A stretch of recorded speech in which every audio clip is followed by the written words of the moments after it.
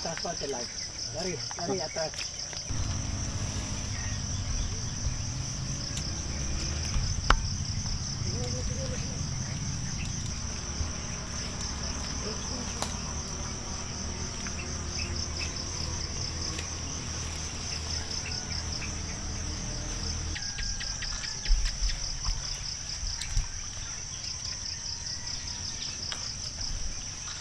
Ako ng konti, okay lang sa inyo.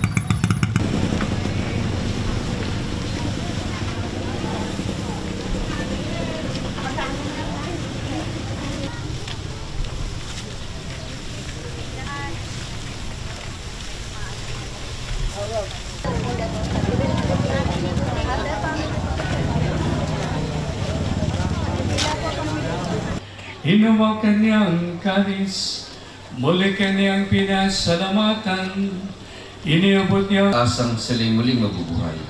Gayon din ang lahat ng mga pumanaw. Kaawa mo sila at patuloyin sa iyong kaliwanagan.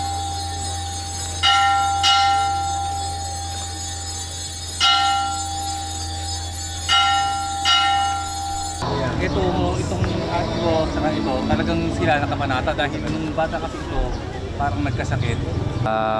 Parang naging tradisyon na kasi namin dito ito yung magpipiesta na gumigising ng madaling araw para magputik. Kasi parang sa paniniwala kasi namin na ito ay malaking itutulong sa aming pananampalataya at kung may mga kahilingan kami ay natutupad sa pamamagitan ng pagtataong putik. ng daraan na Panginoon. Tulad ni Juan, ihanda nawa natin ang ating mga sarili sa... Kasi ito, nung maliit tong anak ko, 8 months, parang nagpangalawang buhay siya. Ipinasok ko siya dito sa simbahan, talagang saradong, kumbaga, magang-magana yung buong katawan niya. Sinabi ko kay mahal na pong San Juan na, mahal na pong San Juan, pagilingin niyo lang po yung anak ko. Taon-taon, manamanata ako sa inyo.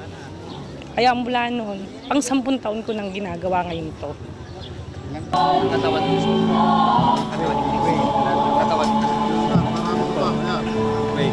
So mga 120, 140 years na siya. Pero ang isang malaking naging dumami yung debosyon nung nangyari yung 1944 na miracle.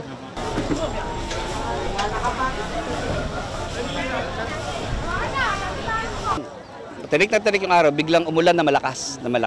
Sabi nung Japanese commander doon kay Tibera Cruz, yung nasa gitna, siya Teniente del Barrio nun, sabi niya, magpasalamat kayo sa Diyos niyo, niligtas kayo.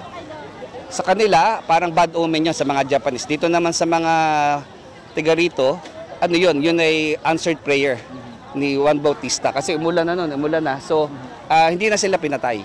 At tinalikuran na sila, hindi na sila. At mula noon, dumami yung nagdidibusyon. Marami yung namamanata.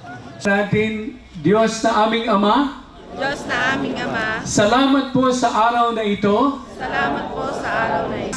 Biyaya ng lakas, Biyaya ng pananampalataya, biyaya ng pananampalataya, biyaya amin nakaloob sa amin, ay maging regalo din ay maging regalo din